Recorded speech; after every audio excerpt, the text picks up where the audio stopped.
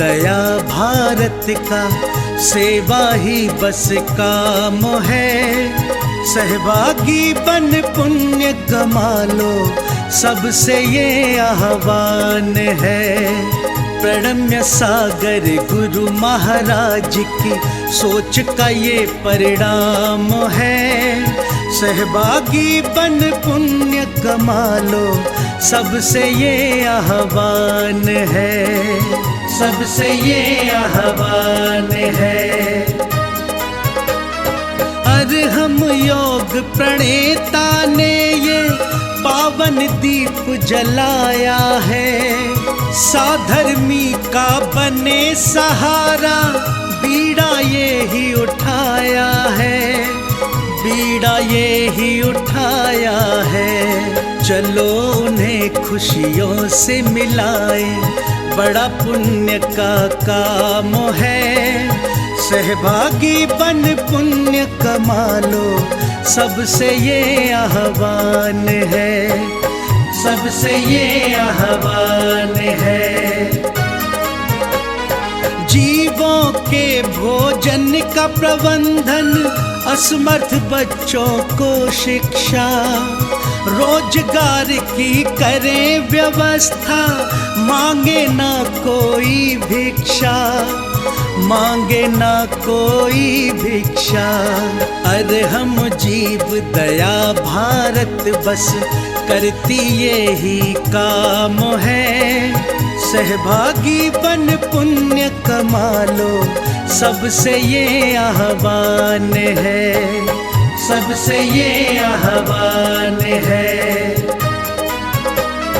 गाय धरा पे रहे सुरक्षित, गौशाला है बनवाई, जीव जंतु की भोज व्यवस्था सुंदर रूप से करवाई, सुंदर रूप से करवाई।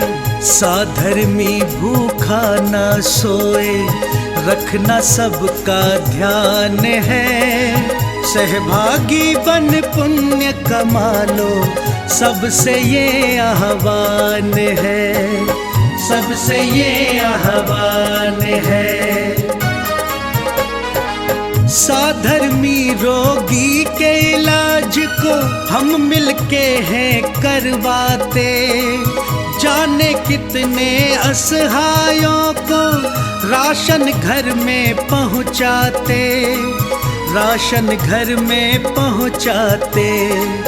लक्ष्य हमारा उन चेहरों पे लानी बस मुस्कान है। सहभागी बन पुण्य कमा लो, सबसे ये आह्वान है, सबसे ये आह्वान है। दान धर्म ही साथ जाएगा, बाकी सब तो धोखा है। पुण्य के भागी बन जाओ, ये बड़ा ही पावन मौका है, बड़ा ही पावन मौका है। जुड़ के जीवन सार्थक कर लो, पावन ये अभियान है।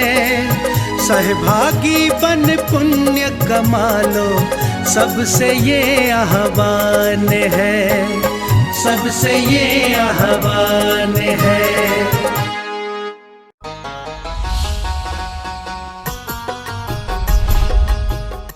इस कार्यक्रम के पुण्यार्जक हैं प्रणम्य वाणी देवदूत। प्रणम्य गुरु की वाणी पहुँचे घर घर, सम्यक ज्ञान प्रभावना होवे घर घर। सभी प्रणम्य वाणी देवदूत के पुण्य की बहुत बहुत अनुमोदना। मात्र 12,000 रुपए वार्षिक सहयोग राशि प्रदान कर प्रणम्य वाणी देवदूत बने। अधिक जानकारी के लिए संपर्क करें।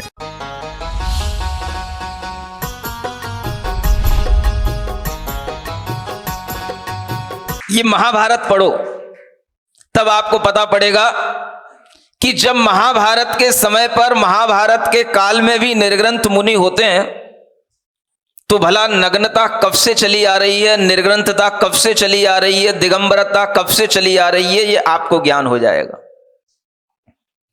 आज बिना पढ़े लिखे लोग कुछ भी बोल जाते हैं। आपके संज्ञान में रहना चाहिए कि ऐसा कोई भी साहित्य नहीं है जिसमें दिगंबरत्व का वर्णन ना हो। कालिदास का साहित्य पढ़ लेना, किसी भी प्रकार के एमए में पढ़ाए जाने वाले उन साहित्यों को पढ़ लेना जो संस्कृत में पढ़ाए जाते हैं, नाटकों को पढ़ लेना, हर नाटक में तुम्हें दिगंबर मिलेगा, नाम अलग मिलेगा। बिना पढ़े लिखे लोग कुछ भी बोला करते हैं। एक मुद्रा राक्षस नाटक है, विशाखा दत्त का लिखा हुआ वो नाटक है। मैंने जब उस नाटक को पढ़ा तो उसमें लिखा हुआ है अरिहंताणम शासनम, माने अरिहंतों का शासन, ये उसमें लिखा हुआ है। और ये अरिहंतों का शासन उस समय पर भी चला करता था और उसका ज्ञान भी उन लोगों को रहा करता था। ये अरिहंतों का शासन कौन सा शासन कहलाता है? ये वही शासन है जो तीर्थंकरों का शासन कहलाता है। अरिहंतों का वह शासन है और उस अरिहंतों के शासन में हमेशा निर्ग्रंथ मुनि मिलेंगे जिन्हें छपड़क के नाम से हमेशा कहा गया है। पुराने साहित्य में दिगंबर साधु का एक नाम और मिलता है, क्या? छपड़क। कालिदास ने एक काव्य में लिखा और वो काव्य है जिसके अंदर वह लिखते हैं कि विक्रमादित्य की सभा में 9 रत्न थे। धनवंतरिक क्षपण को मर सिंह शंकु, वेताल भट्ट घट कर पर कालिदास है। वो लिखते हैं ख्यातो वराह मेरी नृपते सभायाम रत्नानि संति वर रुचिर नव विक्रमस्य। ये विक्रमादित्य की सभा में 9 रत्न रहा करते थे और उन 9 रत्नों के उन्होंने नाम गिनाए। धनवंतरी, जिसे आप बहुत बड़े वैद्य के रूप में जानते हैं। उसके बाद में वो लिखते हैं छपड़क। छपड़क का मतलब होता है दिगंबर साधु। राजा विक्रमादित्य की सभा में भी 9 रत्नों में दिगंबर साधु, निर्ग्रंथ साधु, नग्न साधु रहा करते थे। और उसी में 9 रत्नों में एक अमर सिंह जिन्होंने अमर कोश बनाया, शंकु नाम के एक और व्यक्ति हुए, एक घटकर पर बैताल भट्ट और स्वयं कालिदास, और एक वराह मिहिर और एक वर रुचि जिन्होंने प्राकृत की व्याकरण भी बनाई है। ऐसे अनेक अनेक रत्न उस समय पर उन विक्रमादित्य की सभा में रहा करते थे। कहां पर निर्ग्रंथता का नाम नहीं है, मुझे यह बताओ। अगर आपको भागवत पुराण पर विश्वास है, श्रीमद् भागवत पर विश्वास है, तो उसमें देख लेना भगवान ऋषभ देव का नाम उसमें आया है और उसमें बहुत अच्छे शब्दों में लिखा हुआ है। 5वें स्कंद के 6वें अध्याय में आप पढ़ लेना, उसमें लिखा हुआ है वात रसना नाम श्रमणा नाम धर्मान दर्शयतु काम है मरुदेव्याम ऋषभौ अवतार। यानी ऋषभ देव का मरु देवी के अंदर, माने मरु देवी मां से अवतरण हुआ, जन्म हुआ। किस लिए हुआ? तो उसमें लिखा है उस समय पर, अगर आप ऋग्वेद पढ़ेंगे और भी आप शिव पुराण, लिंग पुराण पढ़ेंगे, तो उसमें आपको निर्ग्रंथ मुनियों के नाम के साथ साथ एक उनका विशेषण मिलेगा, वात रसना। निर्ग्रंथ है वात रसना, यानी निर्ग्रंथों को वात रसना कहा जाता था। जैसे हम अभी दिगंबर बोलते हैं, दिगंबर का मतलब होता है दिशाएं ही जिसका अंबर हो उसे दिगंबर कहते हैं। और वात रसना का मतलब होता है, रसना माने होती है मेखला, करधनी, हवा ही जिसकी करधनी हो, माने उनका आभूषण बताया गया है जो हवा में ही रहते हैं, कहीं दुप छुप के नहीं रहते हैं। उन्हें वात रसना नाम से कहा जाता था पहले, और उनके लिए ही श्रमण नाम दिया गया है। वात रसना नाम श्रमणा नाम, उनके धर्म को दिखाने के लिए, माने श्रमण धर्म को दिखाने के लिए भगवान ऋषभ देव का अवतार हुआ है। अब आप समझ लो, जितनी पुरानी आपकी श्रीमद् भागवत हो जाएगी, उससे कई गुनी पुराना भगवान ऋषभ देव का व्यक्तित्व हो जाएगा, क्योंकि व्यक्तित्व पुराना होता है तब उसको शास्त्रों में लिखा जाता है। वो शास्त्र के कॉन्टेम्परेरी व्यक्तित्व नहीं है, वो उससे पहले होने आने वाला व्यक्तित्व है। भागवत बाद में लिखी जाती है, पुराण पुरुष महापुरुष बाद में पहले हो जाते हैं। और जब वो व्यक्तित्व का नाम उसके अंदर है, ऋषभ भगवान का नाम उसके अंदर है, तो आप समझ सकते हो ये ऋषभ भगवान के द्वारा जो श्रवण संस्कृति चलाई गई है, श्रवण संस्कृति कितनी पुरानी हो सकती है। ये हर एक बच्चे को और हर एक पढ़े लिखे व्यक्ति को ये बात सुनानी चाहिए, समझानी चाहिए। कोई भी कथावाचक कुछ भी कह देता है, कोई भी पढ़ा लिखा व्यक्ति है बिना सोचे समझे कुछ भी कह देता है। आपके लिए ये विश्वास में आना चाहिए कि श्रवण संस्कृति भी एक सनातन संस्कृति है, ये बोलने की हिम्मत करनी चाहिए। वैदिक संस्कृति अगर सनातन है तो श्रवण संस्कृति भी सनातन है, अन्यथा वैदिक संस्कृति का कोई अस्तित्व नहीं रहता है श्रवणों के बिना। क्योंकि आत्मज्ञान प्रधान जो संस्कृति रही है वो श्रवण संस्कृति कहलाती है। आत्मा का उद्धार करने वाली जो संस्कृति रही है वो श्रवण संस्कृति कहलाती है। आत्मा का कल्याण श्रवण संस्कृति से ही होता है, क्रियाकांडों से नहीं होता है। केवल पांडित्य रखने से, कथावाचन कर लेने से, टीका लगाने से नहीं होता है। आत्मा का कल्याण, आत्मा का ज्ञान, आत्मा का ध्यान करने से होता है। और वह आत्म ध्यान की जो पद्धति है सब प्रकार के परिग्रह से रहित होकर के एकाकी जीवन जीने से होता है। अगर श्रवण आज समाज के बीच में भी रहते हैं तो भी वो एकाकी जीवन ही जीते हैं। समाज के बीच में रहते हुए वो समाज के लिए एक दिशा निर्देश दे सकते हैं, समाज को ज्ञान दे सकते हैं, लेकिन अपनी साधना से कभी भी वंचित नहीं होते हैं। उनका काम केवल कथावाचक होना नहीं है, उनका काम केवल उपदेश देना नहीं होता है, उनका काम अपनी आध्यात्मिक साधना साधते हुए सिद्ध बनने का लक्ष्य पूरा करने का होता है। किसी के बीच में रह जाने से वो चीज आपत्तिजनक हो जाए, ऐसा नहीं होता है। भगवान ऋषभदेव हमेशा राजाओं के बीच में रहे। अयोध्या में उन्होंने जन्म लिया, निर्ग्रंथता को धारण किया, प्रयाग और इलाहाबाद में उन्होंने तपस्या की, और जब वो आहार ग्रहण करने के लिए निकले तो दुनिया के अंदर घूमे और अयोध्या से चल करके हस्तिनापुर तक गए। और हस्तिनापुर में राजा श्रेयांश, राजा सोम के यहां पर उनका आहार हुआ।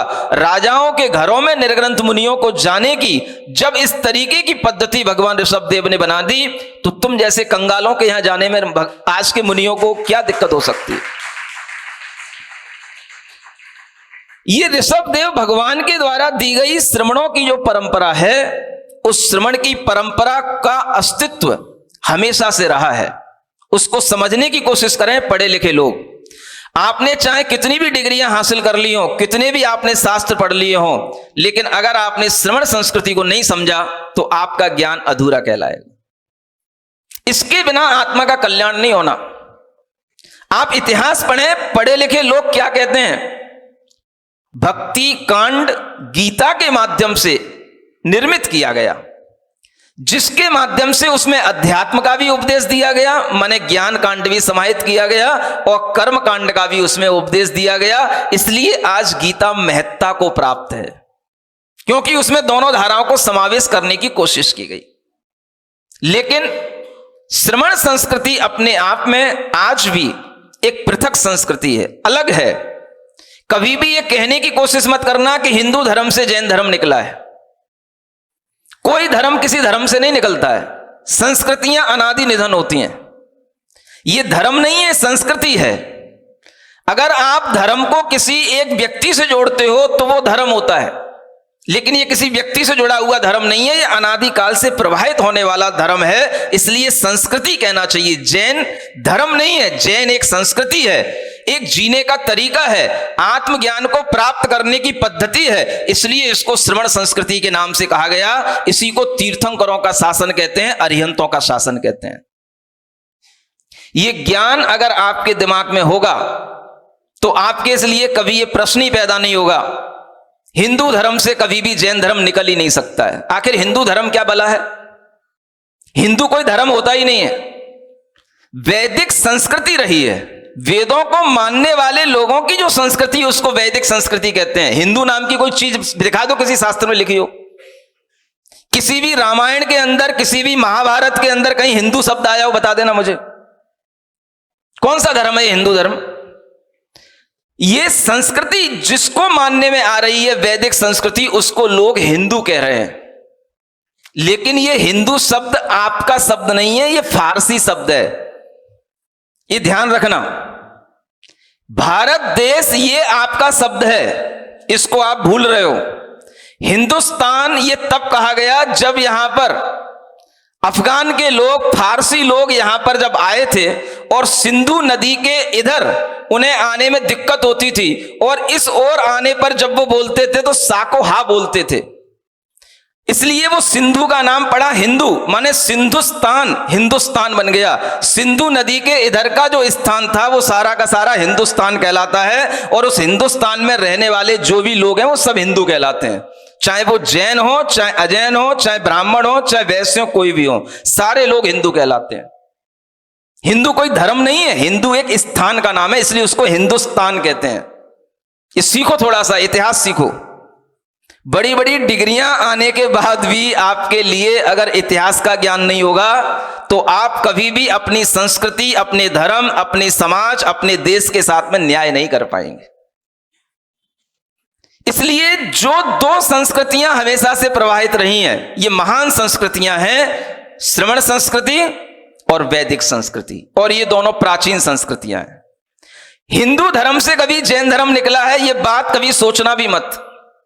इतिहास पढ़ करके देखना, अगर भगवान ऋषभदेव का वर्णन ऋग्वेदों में मिलता है तो ऋग्वेद बनने से पहले भी भगवान ऋषभदेव थे कि नहीं? तो हिंदू धर्म से जैन धर्म कैसे निकल आया?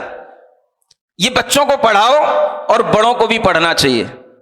भगवान ऋषभदेव के बिना कोई भी तरह का इस कर्म भूमि में प्रजा का पालन करने की कोई पद्धति नहीं थी, और उन्हीं भगवान ऋषभदेव के पुत्र भरत के नाम से आज भी ये देश भारत देश के नाम से जाना जाता है। ये भी भागवत पुराण में लिखा हुआ है, भगवान ऋषभदेव के पुत्र भरत के नाम से इस देश का नाम भारतवर्ष पड़ा है। ये भी उन्हीं भागवत पुराण में लिखा हुआ है, शिव पुराण में लिखा हुआ है, आप कितने भी पुराण पढ़ लो सबके अंदर लिखा हुआ है। तो आज लोग कैसे कहते हैं कि लोगों के लिए निर्ग्रंथ नहीं होना चाहिए, नग्न नहीं होना चाहिए, दिगंबरता समाज के बीच में अच्छी नहीं लगती है। भाई दिगंबर तो हमेशा समाज के बीच में रहे। भगवान महावीर स्वामी राजपुत्र थे, क्षत्रिय पुत्र थे, हमेशा समाज के बीच में रहे।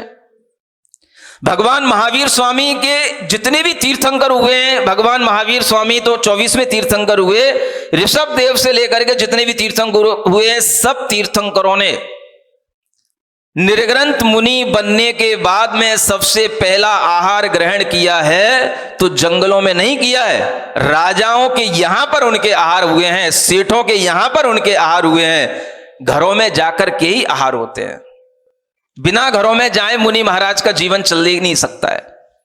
उन्हें अगर आहार करना है तो वो आहार स्वयं नहीं बनाते हैं, उनका आहार अपनी विधि से बनता है, चलता है, और उसको आहार कराने के लिए जो पद्धति होती है वो पद्धति भी अपने आप में श्रमणों की संस्कृति में ही मिलती है। दुनिया की किसी संस्कृति में पद्धति नहीं मिलती, जिसे नवदा भक्ति की संस्कृति कहते हैं।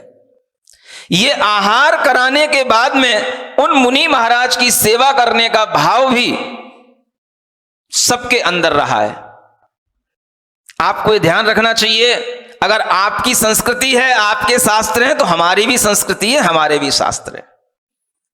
श्री कृष्ण अगर गोपियों के साथ में रह करके गोपियों से कहते हैं कि नग्न नहीं होना, तो ये तो कोई भी नहीं कह सकता है कि स्त्रियों के लिए नग्न होना। ये तो स्त्रियों के लिए नग्न होना तो दिगंबर समाज में भी मना है। ये उदाहरण कैसे दिया गया? कथावाचकों को यह पता होना चाहिए कि जब श्री कृष्ण अर्जुन से महाभारत में कहते हैं कि हमारे सामने मुनि दिख रहे हैं तो जीत निश्चित है, तो इसका मतलब है श्री कृष्ण के सामने भी मुनि महाराज रहा करते थे। उन्हें उस तरह की कोई गिलानी नहीं थी, और जब सामने दिख रहे हैं तो जंगल में नहीं दिख रहे हैं, जिस समय पर वो अपने राजमहल से रथ से निकल रहे होंगे और रथ से प्रस्थान करते हुए दिगंबर मुनि दिखाई दे गए, तो ये ज्योतिष शास्त्र के अंदर सबसे बड़ा शकुन माना जाता है। अगर आप किसी मंगल कार्य के लिए जा रहे हो और आपको सबसे पहले निर्ग्रंथ दिगंबर रूप दिख जाए, समझ लेना आपका कार्य मंगलमय होगा, आपका कार्य पूरा होगा। ये वो रूप है, ये अश्लीलता नहीं है, ये साधना है। यहां कोई लिंग में ताले नहीं डालने पड़ते हैं, ये साधना की जाती है। वैराग्य की साधना होती है, विरागता के साथ में ज्ञान की साधना होती है। और उस साधना के आगे अगर दुनिया आज चकाचौंध होती है तो उसे सीखना चाहिए कि साधना कैसे की जाती है, ना कि इस तरह का प्रश्न चिन्ह खड़ा करना चाहिए कि दिगंबर लोगों को समाज के बीच में क्यों आना चाहिए। समाज के बीच में इसलिए आते हैं ताकि तुम भी जानो, शरीर आश्रित जीवन मत जियो। शरीर तो क्षणभंगुर है, नश्वर है, असुचि है, अपवित्र है, घिनावना है। उस शरीर को देख करके आपके अंदर वैराग्य उत्पन्न हो जाए, इसलिए दिगंबर मुनि अपने शरीर को दिखाते हुए समाज के बीच में रहते हैं, ताकि आपके अंदर भी वैराग्य उत्पन्न हो। यह आने का कारण होता है समाज के बीच में। आपके अंदर अगर वैराग्यता का भाव नहीं आएगा तो कभी भी आत्मज्ञान आपको प्राप्त हो ही नहीं सकता है। और विरागता का मतलब है शरीर की अशुचिता को समझना। इन डॉक्टरों से पूछो, शरीर के अंदर कौन सा ऐसा पवित्र पदार्थ है जिसको हम अपने पास में रख लें। पूछो इनसे कितने ऑपरेशन किए हैं, कितनी सर्जरी की है। कोई ऐसा प्योर सब्सटेंस हमें बताओ, कोई ऐसी वस्तु हमें बताओ जो रखी रहे, शुद्ध रहे और महकती रहे, बदबू नहीं आनी चाहिए। शरीर के अंदर ऐसा कोई सेल, ऐसा कोई ऑर्गन है? जब आप शरीर के अंदर किसी भी तरह की सर्जरी करते हैं तो आपको क्या लगता है? सारा शरीर चीड़ फाड़ देने के बाद भी आज तक किसी भी डॉक्टर को कभी वैराग्य उत्पन्न नहीं हुआ। और बिना चीड़ फाड़ किए हुए केवल शरीर का विज्ञान जो तीर्थंकरों ने हमें बताया है उसको जान करके अनेक लोगों को वैराग्य हो जाता है और शरीर से मोह छोड़ करके आत्मा की राह पर निकल पड़ते हैं। शरीर जिंदगी नहीं है, शरीर के भीतर जिंदगी जीने वाला जो तत्व है उसे आत्मा कहा जाता है। उसकी लाइफ इनफाइनाइट होती है, उसकी लाइफ केवल ये ह्यूमन लाइफ जब तक है तब तक उसकी लाइफ नहीं है, उसकी लाइफ अनंत है, इनफाइनाइट है। अनंत काल तक उसके अस्तित्व को कोई नहीं रोक सकता है। और उस अनंत काल तक रहने वाली उस आत्मा के प्रति अगर आपका लगाव होगा तब आपका ज्ञान सम्यक ज्ञान कहलाएगा, तब आपके अंदर आत्मज्ञान उत्पन्न होगा, तब आपको इस जीवन की महत्ता समझ में आएगी। अन्यथा शरीर की चीड़ फाड़ से क्या होने वाला है? वो तो कोई भी कर देता है, कैसे भी हो जाता है। कभी हम उसको बचा भी पाते हैं, कभी नहीं भी बचा पाते हैं। आखिर चीड़ फाड़ से शरीर से क्या हमें वैराग्य होगा? आश्चर्य की बात तो यही लगती मुझे कि डॉक्टरों को वैराग्य क्यों नहीं होता है। मुझे सबसे ज्यादा आश्चर्य लगता है जब मैं सोचता हूं डॉक्टरों के बारे में, जिन्होंने बॉडी के भीतर के हर एक इनर ऑर्गन को ढंग से देख रखा है, एक एक सेल को पढ़ रखा है और किसी भी सेल के अंदर कोई इम्प्योरिटी नहीं है। हर चीज सड़ी गली है, हर चीज बदबूदार है, और उसके बावजूद भी किसी भी डॉक्टर के अंदर वैराग्य का भाव क्यों नहीं आता है कि इस शरीर में क्या रखा है, क्या इस शरीर के लिए जिए। मुझे यह सबसे बड़ा आश्चर्य लगता है दुनिया का। इतनी एमबीबीएस और एमडी की पढ़ाई करने के बाद में, एमएस की पढ़ाई करने के बावजूद भी किसी भी सर्जन को आज तक वैराग्य क्यों नहीं हुआ, जबकि वैराग्य की आधारशिला इस शरीर पर टिकी हुई है। भगवान तीर्थंकरों ने कहा अगर आपको शरीर की अशुचिता का ज्ञान हो जाएगा तो फिर आपका मन, आपके विचार आखिर किस में जुड़ेंगे, किससे प्रेम करोगे? शरीर की अशुचिता के बिना आपका आत्मा की ओर इंक्लिनेशन हो ही नहीं सकता है। और यह ज्ञान भगवान को घर में रह करके हो जाता है। महापुरुषों को यह बात केवल उन निर्ग्रंथ मुनियों को देख करके समझ में आ जाती है। और यही बात बताने के लिए निर्ग्रंथ श्रमण इस दुनिया के अंदर भ्रमण करते हैं कि शरीर के लिए मत जियो, शरीर में जो जी रहा है आत्मा, उस आत्मा के लिए जीने की शुरुआत करो। इसका मैसेज देने के लिए ये श्रमण वस्त्र रहित होकर के, नग्न होकर के समाज के बीच में घूमा करते हैं। ये मैसेज दुनिया को बता देना। शरीर के साथ रहने वाला जो आत्मा है वो आत्मा शाश्वत है, शरीर तो कुछ आयु का है, इसलिए उसको क्षण भंगुर कहा जाता है। इस क्षण है, अगले क्षण है क्या पता, एक क्षण में ही वो भंगुर हो जाएगा। भंगुर माने विनाश को प्राप्त हो जाएगा, भंग हो जाएगा, विनष्ट हो जाएगा। क्षण लगेगा बस, और ज्यादा नहीं लगेगा कुछ भी। एक ठोकर लगती है, आदमी वहीं पर बेहोश हो पड़ता है, जिंदगी भर के लिए अपना होश खो बैठता है, जिंदगी भर बेहोश भी पड़ा रह सकता है, उसी क्षण मौत भी हो सकती है। इसलिए इस जीवन को क्या कहा जाता है, ये शरीर आश्रित क्षण भंगुर है। लेकिन इसको जीने वाला जो आत्मा है वो क्षण भंगुर नहीं है, वो शाश्वत है, वो सनातन है, वो हमेशा से रहने वाला है। और उस आत्मा की चिकित्सा करने वाले कौन है? ये आत्मा क्यों बार बार जन्म लेता है, क्यों बार बार इस आत्मा को रोग उत्पन्न होते हैं? जब सनत कुमार जैसे चक्रवर्ती दीक्षा लेकर के, श्रमण बन करके जब अपनी तपस्या करते हैं तो उन्हें शरीर में कोढ़ उत्पन्न हो जाता है। कोढ़ समझते ना, स्किन की बहुत बड़ी बीमारी कहलाती है। अब ये कोढ़ हो गया, उस कोढ़ को हो तो गया, उसका दुख तो हो गया उन्हें, लेकिन उस दुख से वो दुखी नहीं हुए। मैं ये बताना चाह रहा था कि श्रमणों को भी रोग हो जाते हैं, लेकिन वो उस रोग को जीतते हैं। रोग होना अलग बात है और रोग से दुख होना अलग बात है। अनेक वैद्य उनके सामने आए, देव जो है उनकी परीक्षा करने के लिए आ गए वैद्य बन करके। मेरे पास दवाई है, कोढ़ को दूर करने की सर्त्यन दवाई है, जैसे आपके यहां पर बसों में लोग चिल्लाते रहते ना, ऐसे उन सनत कुमार मुनि महाराज के सामने खड़े होकर के दो वैद्य अच्छा भेष बना करके, एक वैद्य का और झोला लेकर के, मेरे पास में इस रोग की सर्त्यन दवाई है, आप इसको ले लो, मेरे रोग, आप इसको एक बार एक दवाई ले लोगे, आपका एक कोढ़ हमेशा के लिए ठीक हो जाएगा। जब सनत कुमार मुनि महाराज ये सुनते सुनते थक गए, तब उन्होंने अपनी आंखें खोली और उन वैद्य से कहा, आप क्यों बार बार हमारे आसपास परेशान होने के लिए खड़े हुए हो? हमें किसी वैद्य की आवश्यकता नहीं, हमें किसी दवाई की आवश्यकता नहीं। अरे आपके शरीर में इतना बड़ा कोढ़ निकल रहा है, बदबू आ रही है, इतना शरीर सड़ रहा है, इसे कोई देख भी नहीं पा रहा है, हमें किसी को दिखाने की कोई जरूरत नहीं है। मेरी आत्मा का आनंद मुझे मिल रहा है, मैं शरीर से बिल्कुल भिन्न होकर के अपनी आत्मा के आनंद में हूं, मैं शरीर में चिपका हुआ नहीं हूं, इसलिए मुझे शरीर की कोई पीड़ा नहीं हो रही है, मुझे शरीर के रोग से कोई आपत्ति नहीं है। इतना कोढ़ होने के बावजूद भी आपको इसे दूर करने की इच्छा नहीं है? नहीं करना। क्यों नहीं करना? ये शरीर तो क्षणभंगुर है, मिटेगा, मिट रहा है, मिट जाएगा, लेकिन मैं जो हूं वो कभी नहीं मिटूंगा।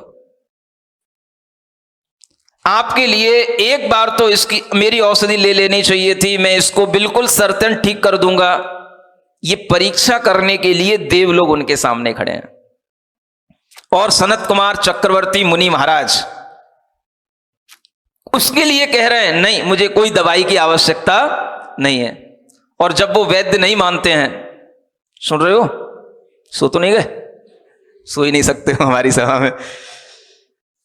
और जब वो वैद्य नहीं माने तो उन चक्रवर्ती मुनि महाराज ने अपना थूक निकाल करके, अपना थूक जो है इस अंगूठे के पास में ऐसा लगा दिया, और वो अंगूठा वहां पर कंचन काया की तरह चमकने लग गया। जब उन देवों ने जो परीक्षा करने के लिए आए थे देखा, तब उन्हें समझ में आया ये क्या है। बोले, अगर काया को हमें कंचन करना होगा तो वो तो हम कब की कर चुके होते, हमें अपनी आत्मा को कंचन बनाना है, इसलिए हम यहां बैठे हैं। हमें तुम्हारी औषधियों की आवश्यकता इसलिए नहीं है क्योंकि हमारी दृष्टि शरीर पर नहीं है, हमारी दृष्टि आत्म तत्व पर है। और ऐसी आत्मा का ध्यान करने में मुझे जो आनंद आता है, उसके लिए जब मुझे कोई दुखी नहीं हो रहा है शरीर का, भाई बदबू तुम्हें आ रही होगी, तुम जानो, मुझे तो नहीं आ रही, मुझे तो अपनी आत्मा की सुगंध आ रही है। मैं शरीर को देख ही नहीं रहा हूं, मैं तो आंख बंद करके अपनी आत्मा के रस में निमग्न हूं। मुझे इस शरीर के रोग से मुक्त होने की भी कोई इच्छा नहीं है। और उनके अंदर इतनी शक्ति है कि अगर वो थूक किसी भी रोगी के ऊपर लगा दें, वो थूक क्या, उनकी हवा भी किसी रोगी को लग जाए तो कितना ही बड़ा रोगी हो, वो रोगी ठीक हो जाए। इतनी शक्तियां शरीर के अंदर नहीं आती, आत्मा के अंदर आती हैं। इसलिए आत्मा के लिए जीने वाला जो होता है उसे परम वैद्य कहा जाता है। आत्मा की चिकित्सा करने की जो पद्धति बताई गई है वो तीर्थंकरों ने बताई है। आज के इन चिकित्सकों से मेरा कहना है, डॉक्टरों से मेरा कहना है, अब थोड़ा सा अपनी लाइफ में एक स्पिरिचुअलिटी लाने की कोशिश करो। हमने बहुत किताबें पढ़ ली, बहुत ऑपरेशन कर लिए, अब थोड़ा सा हम अपने लिए जीने की कोशिश करें। आत्म विद्या को सीखो, ये बहुत बड़ी विद्या होती है। अध्यात्म विद्या सीखो, और ये अध्यात्म विद्या सीखे बिना जीवन आपको कभी भी संतोष नहीं देगा।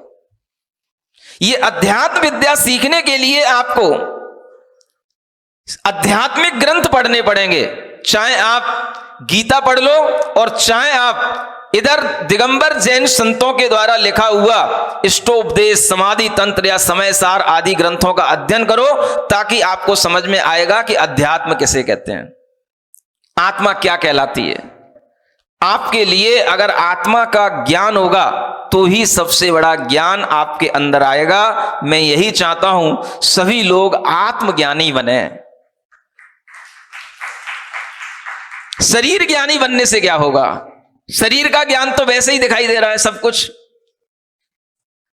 डॉक्टर साहब समझ रहे हो ना, शरीर में तो जो कुछ है वो सबको पता है, और शरीर की चिकित्सा कितनी बार हो पाती है, फेल हो जाती है।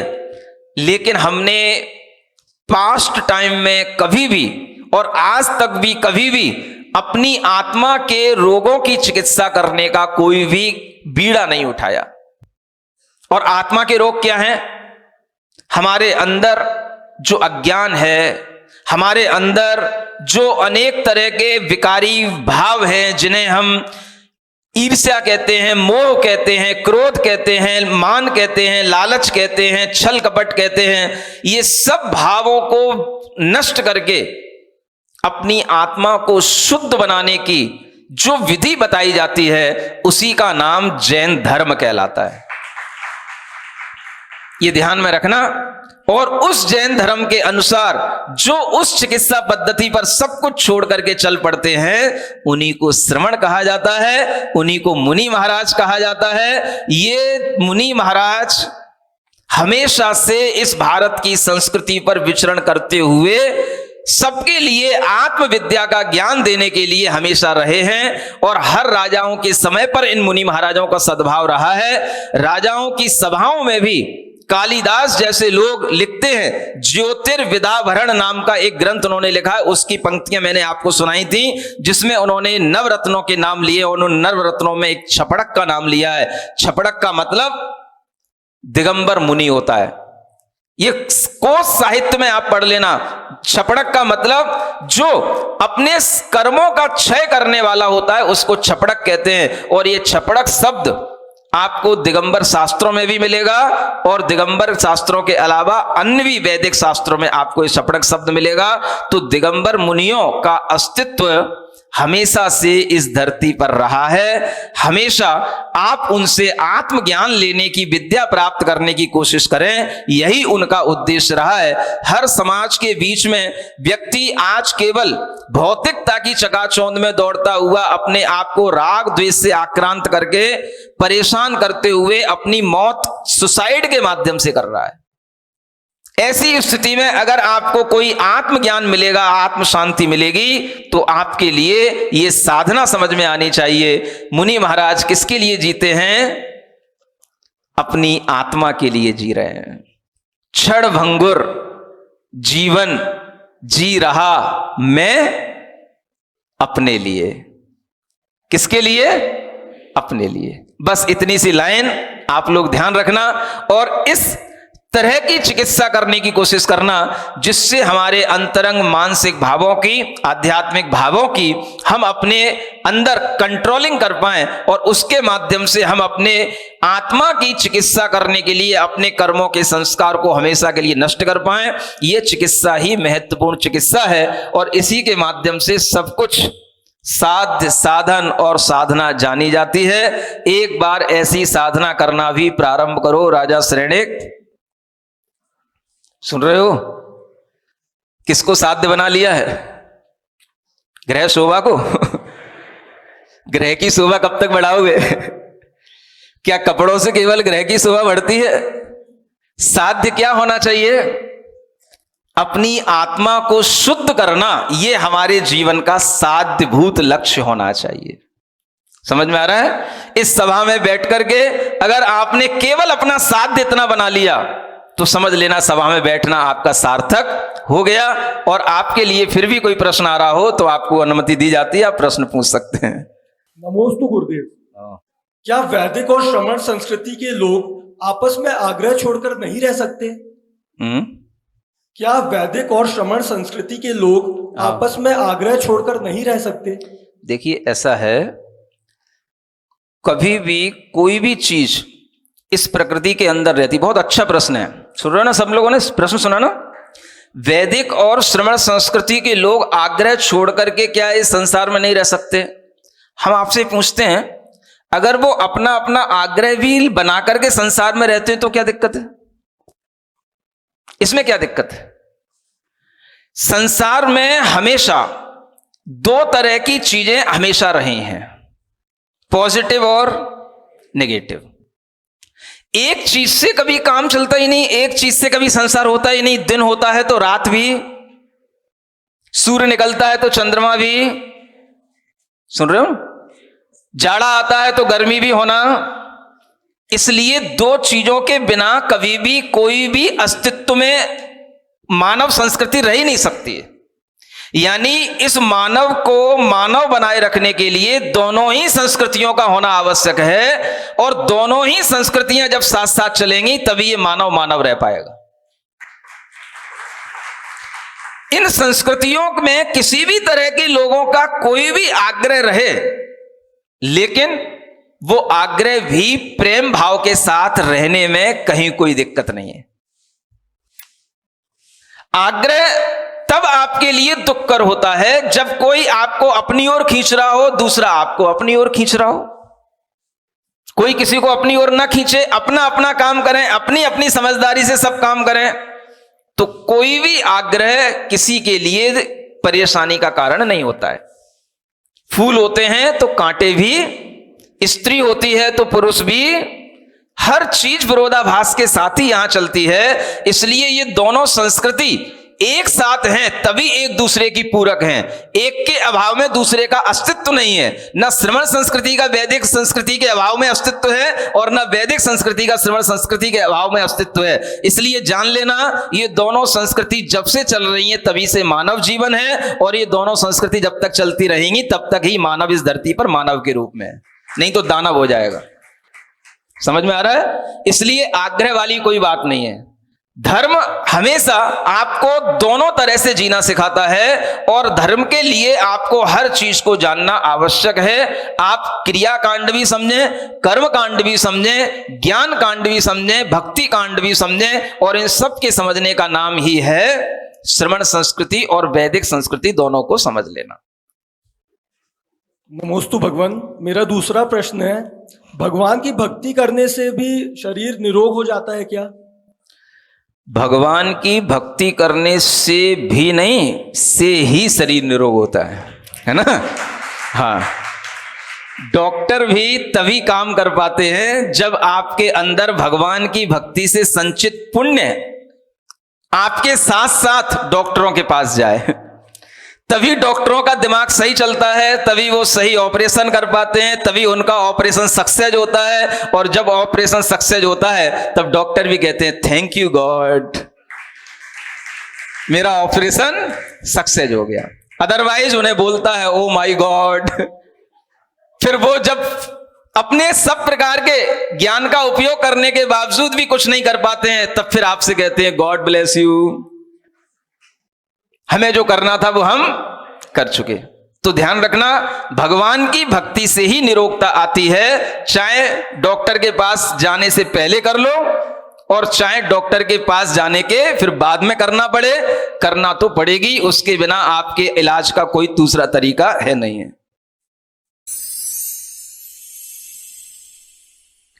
सिरिजिणवाणी जग कल्याणी जग जन मदतम मोहरी जनमण हारी गढ़हर हारी जम जरा भव रोग हरि तिथ्य राणम दिव्य झुणिम जो पढ़ई सुणई मय्ये धारई राणम सौख मणंतम धर्य सासद मोक्ष पदम पावई सासद मोक्ष पदम पावई।